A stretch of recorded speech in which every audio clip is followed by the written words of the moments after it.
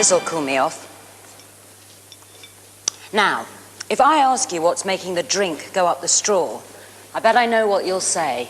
Go on, say it. Well, I won't use that word. You know why?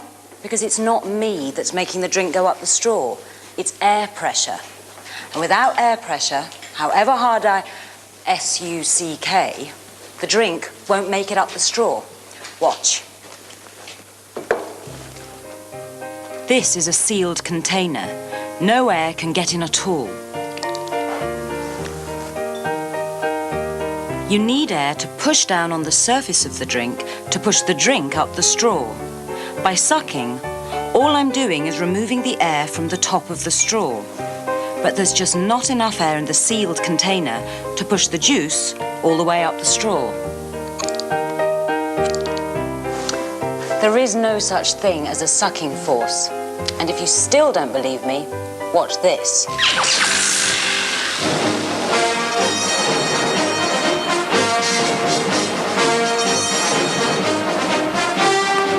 Yes, I'm tackling a fire again, and it looks pretty fierce, but this time air pressure is going to help me put it out.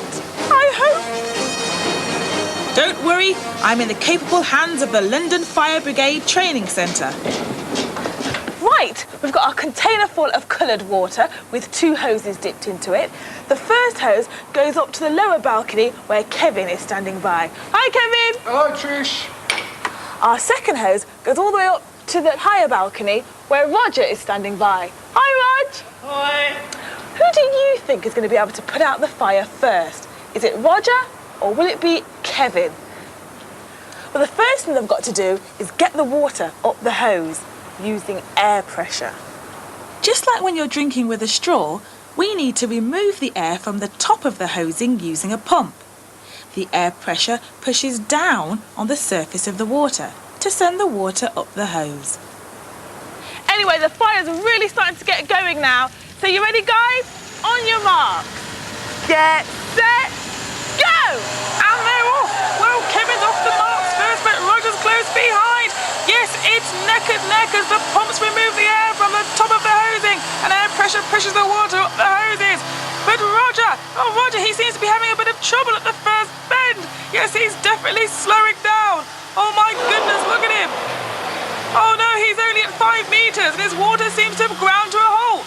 Roger, your water stopped. Your water stopped. Turn up the pump. The pump. Meanwhile, it's all working like clockwork for Kevin down below. Just the final stretch through the hose. Let's see how Roger's doing up top. Oh no, it looks like he's given up. And the fire's still going strong. Now the water's got to the lower pump. The pump can take over the hard work of pushing the water out of the end of the hose. Oh, well done, Kevin. Roger, what's gone on? The water seems to have been stuck in your hose. Oh, nothing's gone wrong, really. It's just something that we have to deal with all the time, I'm afraid. Why? What's the reason? Well, it's one of these things where it's impossible to lift from open water to a pump at this height, I'm afraid. What, so 7 metres is a bit too high? It is indeed, yeah. What we're doing is using air pressure to push down the water and then push it up the hose to the pump. And at this height, you know, we're at 7 metres, yeah. It's really impossible to get past 5.5, 6 metres, I'm afraid. This is a problem firefighters face in real situations. When they're getting water from an open source like a river, but need to lift it higher to fight the fire, it's vital that they put the pump less than 5 metres above the water level.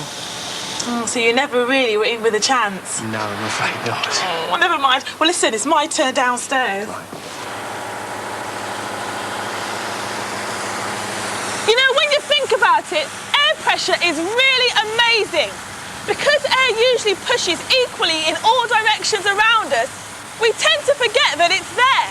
But without air pressure, we couldn't get the water to go up the hose, and we couldn't even get drink to go up a straw. What's that?